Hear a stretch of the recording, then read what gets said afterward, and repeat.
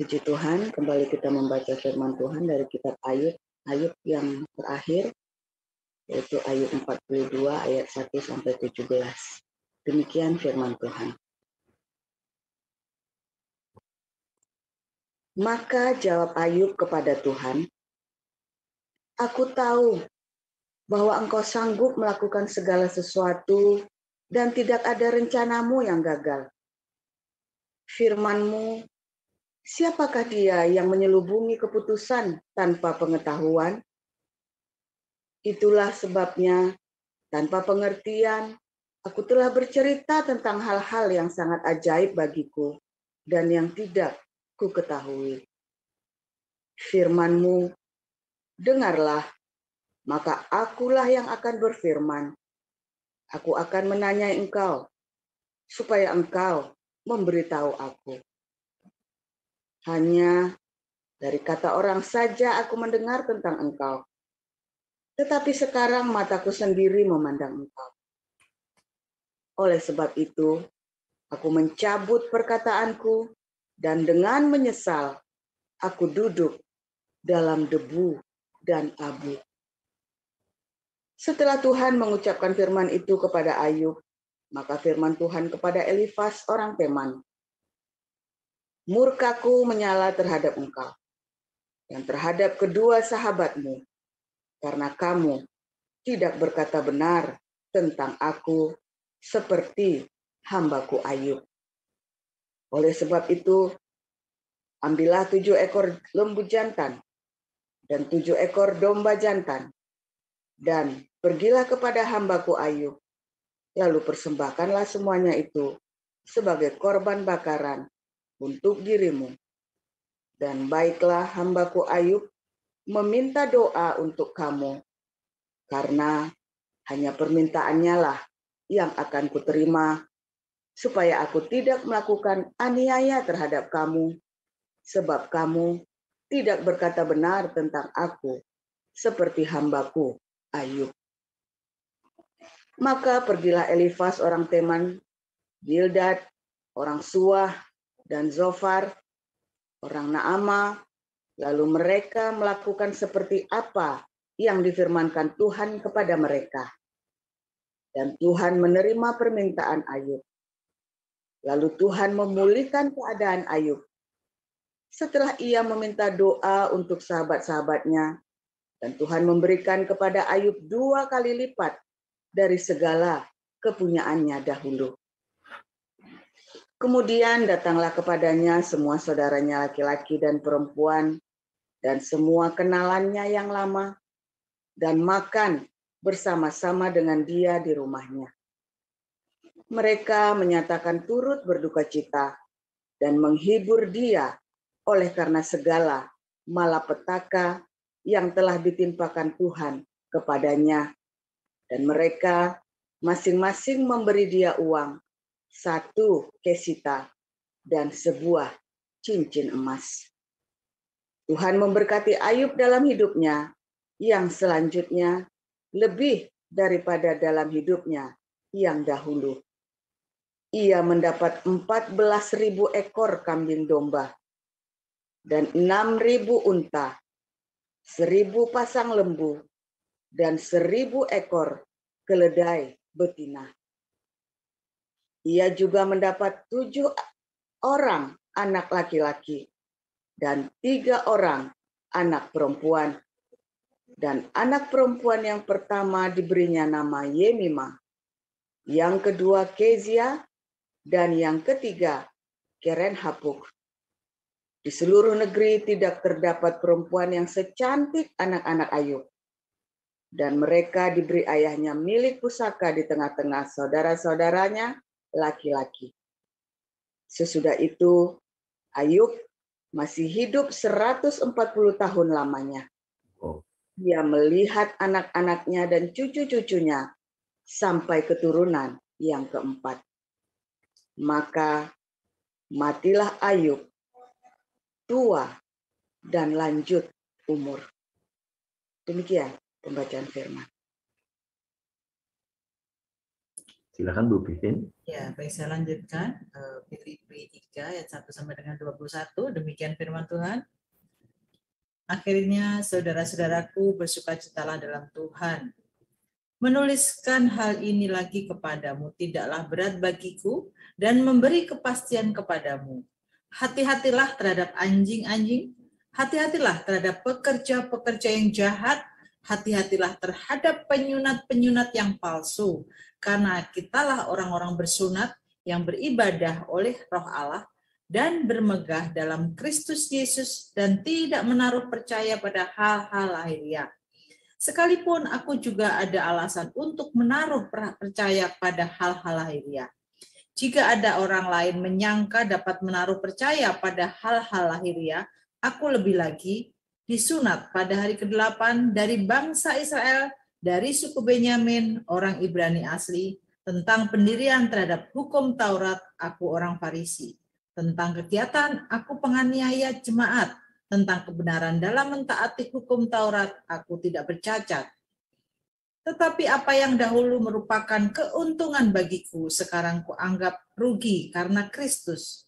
Malahan segala sesuatu kuanggap rugi, karena pengenalan akan Kristus Yesus Tuhanku lebih mulia daripada semuanya. Oleh karena dialah aku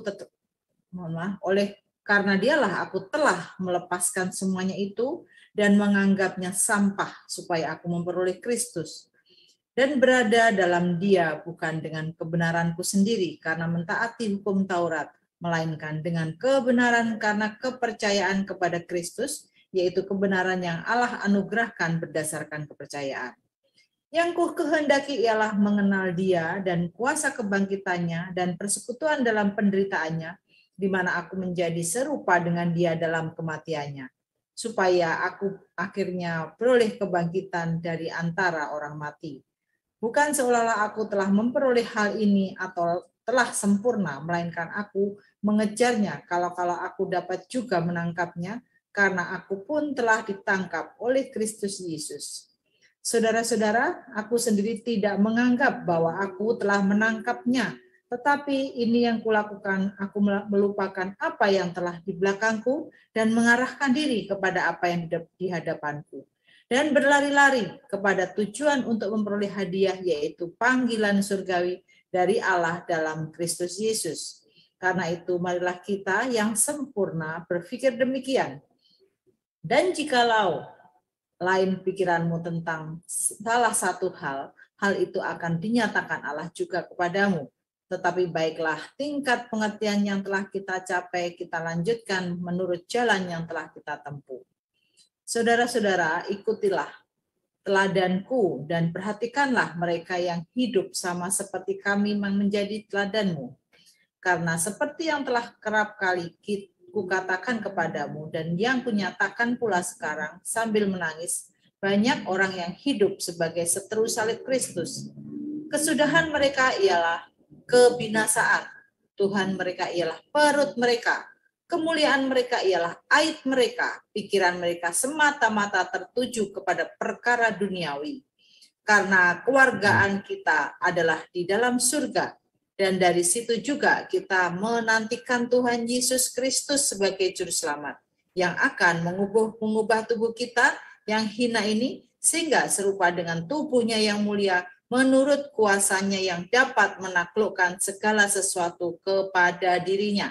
Demikian bacaan firman Tuhan. Terima kasih para lektor. Silakan Pak Paul. Haleluya, luar biasa. Firman Tuhan mengungkapkan rahasia-rahasia kehidupan, ya, penderitaan, ya, dan semua hal yang kita lalui. Kalau kita melaluinya dengan tekun dan setia, ya, tanpa harus goyang hatimu, ya, tanpa harus kamu menyangkal Tuhan, meragukan kesetiaan Tuhan dan pembelaan Tuhan. Nah, maka rahasia-rahasia surga itu akan dibukakan bagi kita. Ya, coba kita lihat ya, ini ada di kelas apologetik ya. Saya mau tampilkan yang dari kelas apologetik ya. Menarik sekali dulu dosen saya dosen saya dulu anak binaannya Pak HW ya, waktu di Jerman ini. Dosen saya ini dosen pembimbing tesis saya S2. Anak binaannya Pak HW dulu. Dia ada cerita ya tentang salah satu tafsir Yahudi tentang kitab Ayub ini ya. Bagaimana orang Yahudi itu menafsirkan kitab Ayub dengan cara menghitung gematria atau angka-angkanya. Ya, saya tampilkan dulu ini. Jam berapa ini? Ya, buru ya, sedikit aja, cuma pendek aja.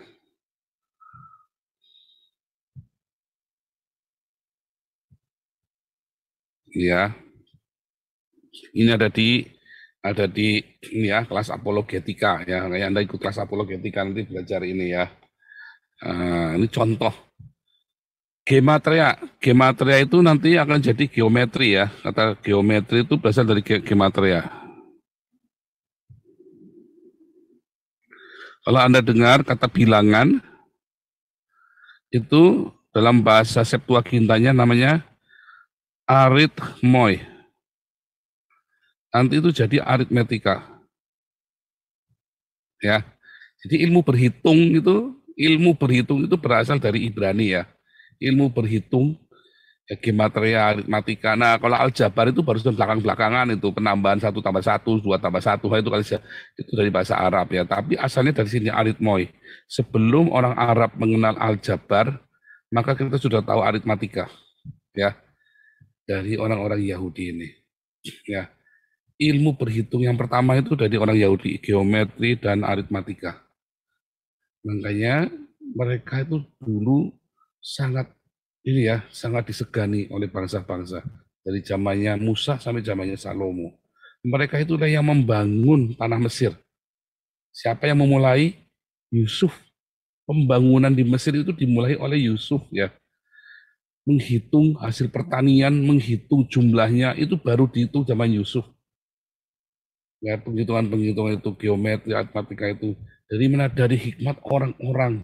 Ya, orang-orang Mesir yang mereka nggak nyadar, tapi Yusuf bisa menyimpulkannya, bisa mengaplikasikannya, mengatasi bencana kelaparan dunia. Lalu ilmu itu diturunkan kepada orang-orang Israel sampai di padang gurun, bahkan sampai mereka datang ke Kanaan. Sampai hari ini, ya orang-orang pandai di dunia itu orang Yahudi. Ya, nah itu makanya kitab sucinya orang Yahudi terpaku dengan geometri dan aritmatika. Hitung. Saudara tahu Einstein itu agamanya Kabalah ya. Kabalah itu adalah Kabalah ini adalah salah satu sekte Yudaisme. Einstein ini orang Yahudi ya. Itu isinya ini ya. Kabalah itu isinya geometri, gematria. Itulah ilmu hitungnya orang Yahudi. Nah, ilmu hitungnya orang Yahudi. Kita hapus sekarang.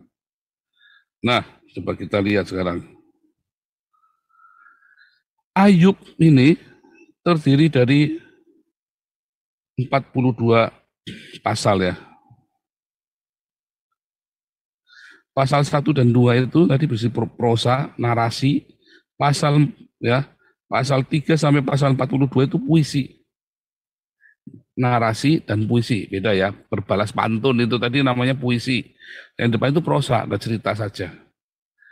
Nah, dan isinya adalah dialog antara Ayub dengan temannya, transisi dialog yaitu monolog Ayub, Elihu, tadi sahabat yang baik ya, dan Tuhan Yehova.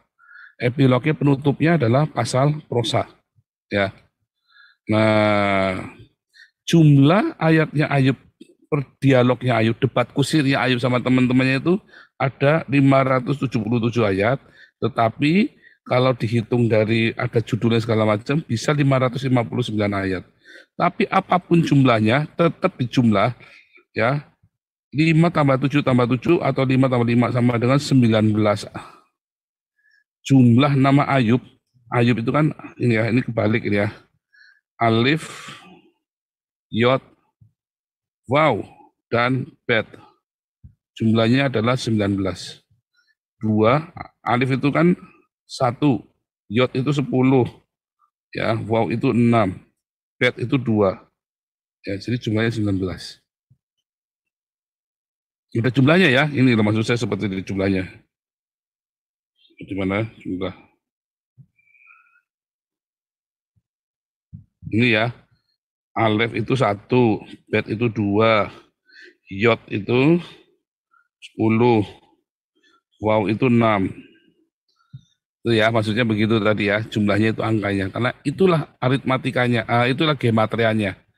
Ya, itulah gematrianya. Nah, kita balik lagi tadi. Ayo. Ya. Maka di jumlah 19. Ternyata Ayub itu sedang bercerita, namanya Ayub ini sedang bercerita tentang perdebatan, debat kusir. Maksudnya adalah mereka berdebat kusir tentang agama, tanpa mereka ngerti apa yang ada di dalamnya. Nah itu maksudnya seperti itu ya. Debat kusir, kita seringkali debat kusir agama. Anda debat kusir agama, pendeta sama jemaatnya, jemaat sama jemaat duduk lagi bertamu, cerita tentang agama, lalu debat kusir. Ngerti nggak? Kamu ngerti nggak yang kamu ceritain itu apa? Kalau yang kamu bicarakan apa? Kamu ngerti nggak? Apa cuma teori doang atau cuma asumsi-asumsi? Orang-orang Islam itu kalau lagi debat sama Rudi Yohanes, sama Deki, sama siapa, sama Muri Wali, tahu nggak sih kamu lagi bicara apa sebenarnya? Cuman sport otak kan? Wah, asah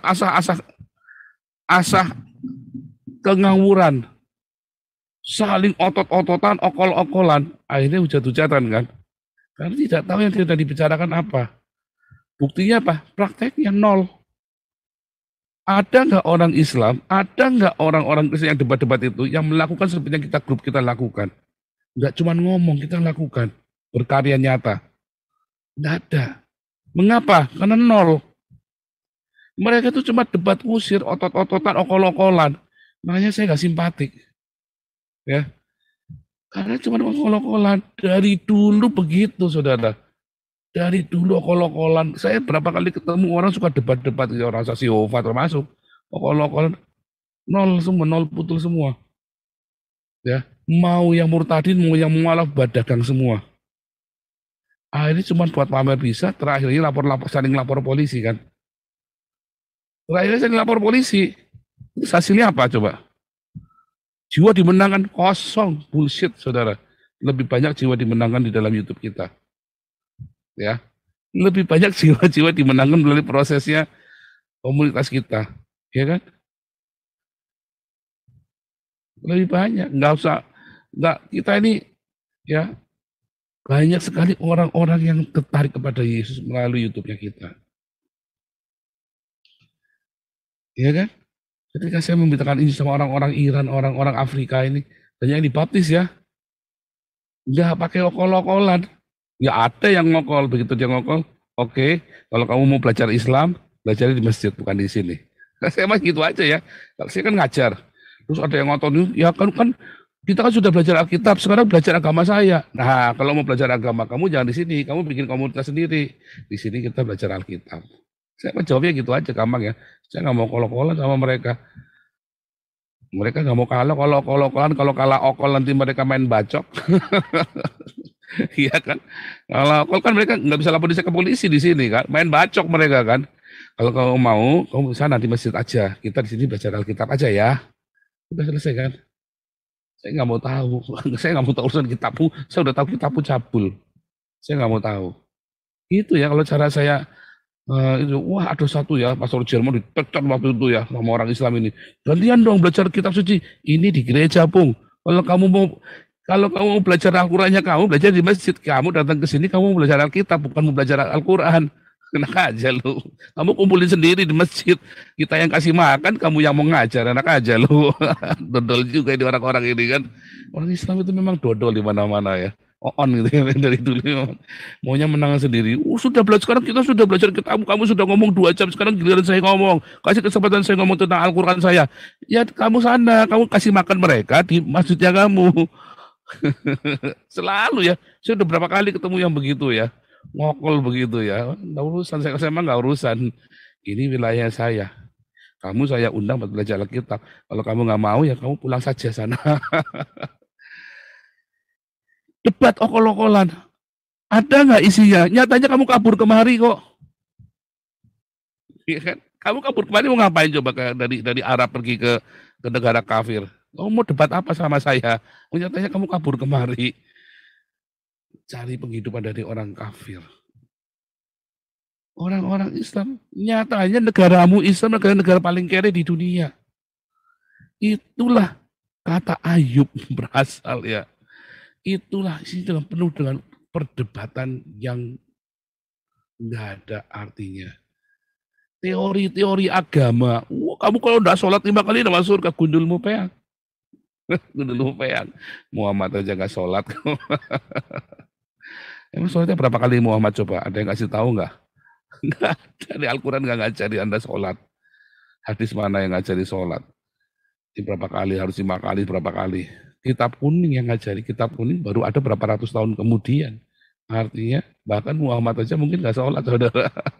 Karena Al-Quran aja nggak ngajari sholat. Iya kan? Nah, jadi okol-okol itu buat apa coba kamu setelah okol-okolan itu? Merasa agamamu menang. Apakah dengan agamamu menang keluargamu jadi sejahtera? Nyatanya kamu kawin lagi kok. Apakah kalau kamu menang Alkitabmu kayak Muri Wali terus jadi keluargamu baik? Nyatanya kamu nggak tambah baik begitu kok, tambah edan kok. Rudionis apa tambah baik? Tambah edan. Iya kan? Yang debat-debat agama itu apa tambah baik? Enggak kan, tambah edan kan? Saya tidak berkata Anda pemberitaan Injil itu salah, enggak. Yang saya katakan adalah, Anda ngerti nggak sih yang Anda ngomong? Itu loh, ya. Anda ngerti nggak sih yang Anda ngomong? Nah itu, ya. Nah itulah Ayub, perdebatan Ayub dengan temannya. Mereka ngerti nggak sih yang mereka ngomong? Berbuat kusir tentang agama, bahkan sesama orang Kristen ya, berbuat Trinitas. Terus kenapa coba kalau Anda tahu Trinitas, ya, siapa yang bisa menjelaskan Trinitas ini maju sama saya? Nggak akan ada yang bisa. Kalah. Taruhan sama saya, debat sama saya. Hengkang semuanya. Dari Muri Wali, siapa lagi, Yudi Yohanes. Hengkang semuanya, kapur. Langsung walk out mereka debat Trinitas sama saya. Nggak kuat. Putar-putar, saudara. Karena Trinitas itu kan filosofikal banget. Tak putar-putar sama saya. Saya jelasin Trinitas, siapa yang bisa patahkan, saya tak kasih 10 juta rupiah. Yang bisa patahkan, ya, cara saya menjelaskan Trinitas, saya kasih 10 juta rupiah. Wah, tak balik. Saya bisa menjelaskan Trinitas dengan baik. Tetapi apakah harus Trinitas? Enggak, kan saya dosen. Saya doktor teologi, saya tahu cara menjelaskannya. Lalu orang yang tidak bisa menjelaskannya lalu masuk neraka begitu? Ya enggak kan? Anda tidak perlu paham Trinitas. Anda hanya harus tahu bahwa Yesus adalah Tuhan satu-satunya dalam hidupmu. Itu paling penting, saudara. Kalau itu saudara nggak paham dan tidak ngerti, cilaka, saudara. Cilaka. Cilaka, bukan Trinitas. Nggak penting Trinitas itu. Tetapi memahami Trinitas akan membantumu memahami rahasia-rahasia yang lain. Tetapi tidak perlu, tidak wajib. Sebab yang paling penting Anda tahu bahwa Yesus adalah Tuhan dan Juru Selamat, dan Anda melakukan apa yang menjadi kehendak Bapa di surga, yaitu memperkenalkan Yesus. Dalam apa? Dalam perkataanmu, dalam perbuatanmu, dengan bersaksi, dengan berdiakonia. Simpel kan? Simpel. Anda bikin jadi ribet. Karena Anda tidak tahu yang Anda ucapkan, Anda tidak tahu apa yang Anda perdebatkan. Anda tidak tahu apa yang Anda bicarakan tiap hari. Kalau Anda belajar kelas evangelis dan apologetik, yang rajin, jangan kayak Alengso, putus nyambung. Itu saya ya, yang putus nyambung itu biasanya nanti hasilnya nggak bagus. Makanya kalau ikut kelas saya Anda harus rajin, rutin. Kalau enggak nanti Anda kacau teologimu, jadi Anda jadi bingung, Anda belajar apa ya, Anda karu-karuan. Anda kalau nggak belajar kelas evangelis saya dengan rutin, blank, makanya saya sedih kalau ada yang nggak karu-karuan, yang putus nyambung terus hilang gitu ya. Saya khawatir. Mendingan dia jangan ngerti sekalian. Alkitab bilang ya, mendingan jangan ngerti sekalian. Makanya nggak saya gratiskan, kecuali orang yang sungguh-sungguh ya, kayak Kopi Kristi itu mau sungguh-sungguh. Akhirnya banyak berubah Kopi Kristi ya. Berkatnya pun banyak dirubah. Pas kalian lihat Kopi Kristi. Ingat 2 tahun yang lalu gabung sama Zoom kita, penyakitan habis semua. Sekarang hidupnya lebih stabil. Caranya dia membawa diri. Wah, dulu pertama sampai ribut sama Pak Tobing segala. Sekarang cara ngomongnya lebih tertata. Wah, itu salah satu ini ya, Kopi Kristi Evangelis kita. Dan saya berharap stabil ya, karena orang bisa tiba-tiba berubah kan. Tetapi kita berdoa, doakan ya Frankie ya, yang di Bali itu kita doakan. Nanti kapan-kapan Frankie suruh bawakan firman Tuhan juga ya. Ini Frankie, kan ya orang-orang yang tertata nih, ikut pemuridan. Sampai selesai, sampai tuntas. Jangan putus nyambung gak jelas. Kalau Anda ada nggak paham, cepetan ulangi video-video berikutnya. Ya, jangan sok tahu, ikutin. Ada satu ya, yang di luar negeri, yang di Eropa ini, ikut kelasnya rajin, tetapi outputnya beda. Saya sedih sekali. Ternyata apa? Setelah belajar sama saya, dia belajar macam-macam, ilmunya diracik jadi satu sama dia. Kacau, saudara, bubar. Waduh, ini nggak salah. Yang kadang-kadang dia pakai ilmunya, kadang waduh. Nah, saya belum ketemu orangnya ya. Soalnya kalau saya ngomong by phone nanti salah paham. Saya harus ketemu orangnya, saya harus ngomong sama dia. Nggak bisa begitu, kamu nanti akan ke guru nggak kuat. Jadi bingung kamu nanti. Udah kelihatan bingung dia. Ketika saya lihat cara dia ngomong, wah ini orang bingung ini. Teologinya, comos ini kalau dia lagi ngomong apa bisa berubah. Nanti tiba-tiba dia berusaha nggak konsisten. Wah, kamu orang bingung teologi nih. Bisa sesat ya. Dianya tersesat, bukan sesat dia jahat, bukan, tapi dia akan tersesat, akan bingung dia. Nanti dia akan bingung, nanti terakhir nggak tahu lah, nggak mau tahu deh. Akhirnya karena nggak ada yang mengakar di hati dia nggak firm. Ya karena ambisius ya, dia ambisius ingin memulai pelayanannya. Saya sedih ya, saya bilang aduh harusnya jangan. Cuma saya belum ketemu, saya mau nanti kalau udah ketemu saya baru ngomong supaya jangan salah paham. Karena kami mengasihi orang ini. Banyak sekali yang begitu ya. Makanya kalau belajar itu kelas evangelis, kelas apologetik yang tuntas. Karena apa yang saya ajarkan itu membongkar banyak sekali dogma. Ya. Nah kita lihat lagi ya. Ada 1024 ayat ya. Kitab Ayub ini kan 42 pasal terdiri 1024 ayat. Di tengah-tengahnya ayat ke-512 adalah Ayub 22 ayat 27. Bunyinya apa? Jikalau engkau berdoa kepadanya, ia akan mengabulkan doamu dan engkau akan membayar nazarmu. Stop di situ. Dialog Ayub dengan 3 temannya ada 203 ayat. 2 tambah 0 tambah 3 sama dengan 5 adalah huruf He. Huruf He. Ya, huruf He. Maksudnya seperti ini, saya tunjukkan ya. Salah. Ini huruf He, ya. He. Huruf Ibrani itu ada gambarnya ya. Seperti huruf Mesir, karena mereka berasal dari Mesir kan. Nah ini loh, huruf He. Tangannya ada begini, ngangkat tangan. Ya. Gitu ya, kelihatan ya. Ngangkat tangan ke atas begini, orangnya ngangkat tangan 2. Itu maksudnya sebegitu piktogram namanya, kayak huruf Mesir. Setiap huruf itu ada gambarnya. Ini bukan kata saya, ini kata pengajaran Rabinik ya. Ini saya dapatkan dari dosen bahasa Ibrani saya yang sekolah di Universitas Heidelberg di Jerman. Ini anak binaannya Pak HW ini. Ya, jadi anak binaannya Pak HW. Pak HW kenal ini sama orang ini. Ya. Ini adalah tangan yang menengadah. Di huruf He, tangannya ke atas. Ya, ini belum selesai, nanti saya tambahin yang dari saya ya. Jadi saudara, dari cerita tentang Ayub ini sebenarnya, ya gematria dari Ayub ini, 1 ya, Ayub adalah perdebatan tanpa arti. Mereka nggak ngerti, saudara. Mereka debat agama, perdebatan agama ya, apa tanpa mengerti. Debat nggak ngerti. Ribut, pepesan kosong, ribut, barang nggak jelas. Oh, mereka semua sama-sama nggak ngerti Tuhan, cuman kayak yang mereka yang paling tahu tentang Tuhan. Kayak Tuhan itu ada tidur sama dia tiap hari itu. Siapa yang tahu istri saya selain saya? Bahkan orang tuanya saja tidak akan mengenal istri saya lebih dari saya mengenalnya. Saya enggak.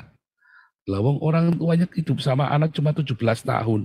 Anak hidup sama saya itu sudah 23 tahun, hidup satu ranjang, plus kami kenal, ya pacaran 7 tahun, 30 tahun saya kenal anak coba. Ya, nggak mungkin orang tuanya lebih kenal anak daripada saya kenal. Memang orang tuanya lebih memahami anak-anak, anaknya cinta. Cinta itu membuat memahami. Ya, tapi kalau kenal, karena saya juga cinta. Cinta itu membuat kita mengenal.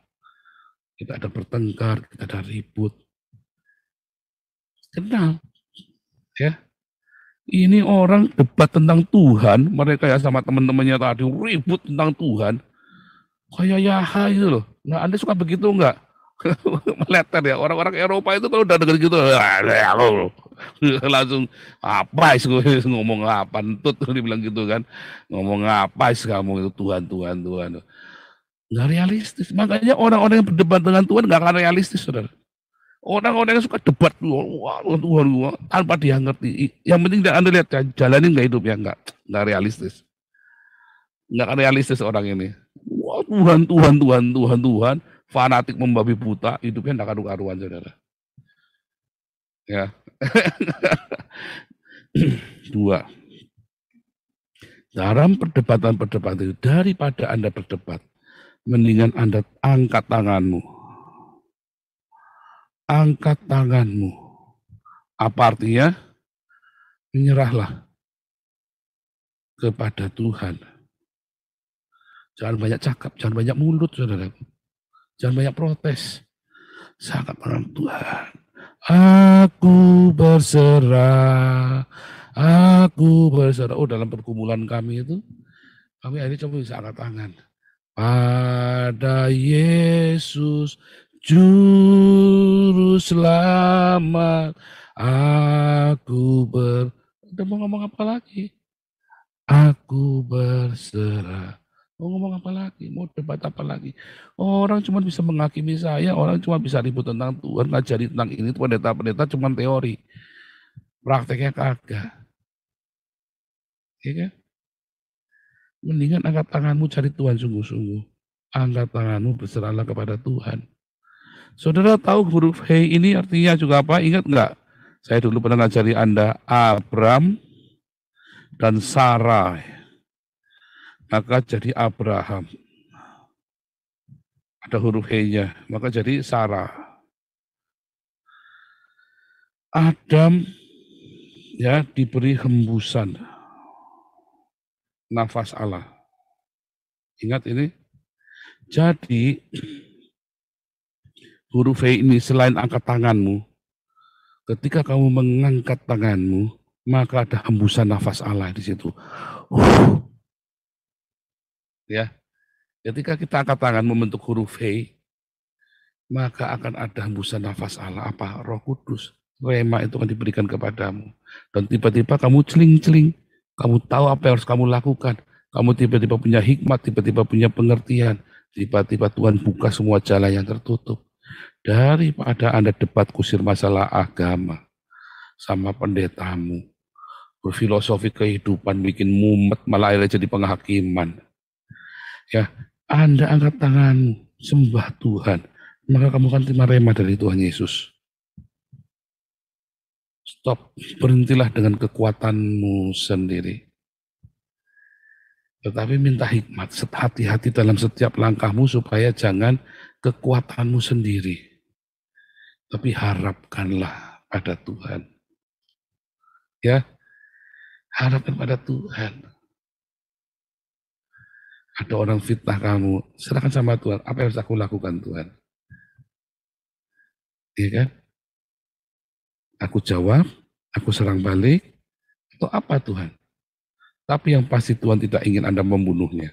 Anda tidak ingin Tuhan tidak ingin Anda membalasnya. Itu yang sudah pasti. Ketika orang itu sebabnya kita nggak mau balas ya. Orang-orang seperti Amin Wijaya, seperti siapa yang memfitnah-fitnah kita itu kemarin ya. Cuman kita harus klarifikasi. Ya ingat, tampar pipi kiri, kasih pipi kanan. Tampar kasih pipimu, kasih pipi yang satunya. Artinya apa? Harus klarifikasi. Kita punya hak klarifikasi, tetapi tidak usah okol-okolan. Ya kan? Nggak usah okol-okolan. Ya, apalagi kalau itu saudara kita, lepaskan saja. Biarin saja. Nanti Tuhan yang membela kita. Pembelaan Tuhan itu kan amat sangat nyata nanti. Ya kan? Kalau misalnya ini kita lapor polisi, boleh. Tetapi Anda tanya Tuhan dulu, benar enggak? Benar enggak itu cara Tuhan? Serahkan sama Tuhan dulu. Biar Tuhan yang beracara nanti. Ya kan? Jangan penuh kemarahan, jangan lagi emosi Anda bertindak. Angkat tanganmu dulu sama Tuhan. Jangan pernah mengambil keputusan di dalam masalah-masalahmu saat kamu lagi emosi. Hukum anak, pukul anaknya lagi emosi gak boleh. Jangan serta-merta anak begitu langsung dipukul. Jangan, diam dulu. Tenangkan hatimu dulu, kamu sudah tidak emosi. Ya, udah anaknya dipanggil, oke. Ambil rotan, sambil ngomong, tak, 3 kali. Anakmu tahu kamu sayang dia. Tapi kalau kamu lagi emosi, kamu hantam dia, salah-salah kamu mukulnya nggak jelas, nggak terukur. Anakmu bener tambah bener enggak. Anakmu akan relaktan karena kamu berontak. Ya, itulah sebabnya saya jaga sekali. Bukan kita rotan anak kita, tetapi tidak boleh dengan emosi, tidak boleh dengan kalap. Jangan juga waktu kita sedang berhadapan dengan orang lain. Lagi di jalan, korok-korokan, jangan lagi emosi. Kalau dulu saya emosi ya, di tengah jalan orang jalan tak tempel aja, gelut, kelai-kelai, dan gak urusan. Badan saya gede kok, ya kan, keker dulu gak urusan. Tetapi itu gak baik, ya. Paling penting apa? Tenang, udah tenang, kita mau apa nih? Polisi, gimana? Udah, pepet, diam dulu aja. Biarkan dulu orang itu gubrak, di mana tenang. Dilihatin aja. Tuhan, beri aku hikmat. Aku harus bagaimana? Kan suka di jalan kan suka digubrak-gubrak orang kan, orang-orang kurang ajar itu kan, orang-orang yang sakit jiwa itu kan, kayak saya dulu kan sakit jiwa. Tuhan, aku harus bagaimana? Serahkan sama Tuhan dulu. Serahkan, Tuhan, aku harus bagaimana? Nanti Tuhan akan memberikan hembusan nafasnya. Hei, huruf H itu kan, Adam itu juga diberi hembusan nafas ilahi supaya dia mengerti, bisa menanggung covenant, perjanjian Tuhan yang ada dalam hidupmu. Makanya harus angkat tanganmu dulu, membentuk huruf H. Aku berserah pada Yesus, Juru Selamat. Aku berserah. Di situ huruf hembusan nafas salah akan turun. Roh Kudus akan turun dalam hidupmu. Rema itu akan hidup dalam hidupmu. Ya, kayaknya dalam penderitaan Anda akan tahu, saya tahunya dari mana ini. Tadinya saya nggak mudeng ya baca ini. Begitu saya bacanya tak ulangi lagi, benar juga Pak dosen ini ya. Langsung rema saya sudah. Makanya saya bisa ngajari ke Anda. Ya. Tapi Pak dosen yang ngalamin ini, malah dia ngatain saya sesat hari ini. Anak bidanya Pak Abe juga, teman baiknya Pak Abe ya. Padahal ini dosen saya ya, dosen pembimbing tesis saya ngajari ini. Tapi ini dari saya sendiri, rema ini saya ngajari ke Anda. Teorinya ini dari dosen saya dulu ya. Dia belajar 7 tahun ya, belajar 7 tahun bahasa Ibrani. Khusus belajar Ibrani itu 7 tahun dia ngerti tentang ini.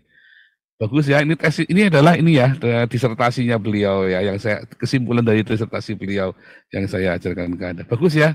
Bagus. Tapi kalau cuma sekedar teori, buat apa? Mendingan Anda ini tadi, punya remanya. Kalau punya rema, lakukan. Itu akan jadi. Jadi, saudara. Ya. Masalahnya banyak orang bisa ngajarin, tapi nggak jadi ya.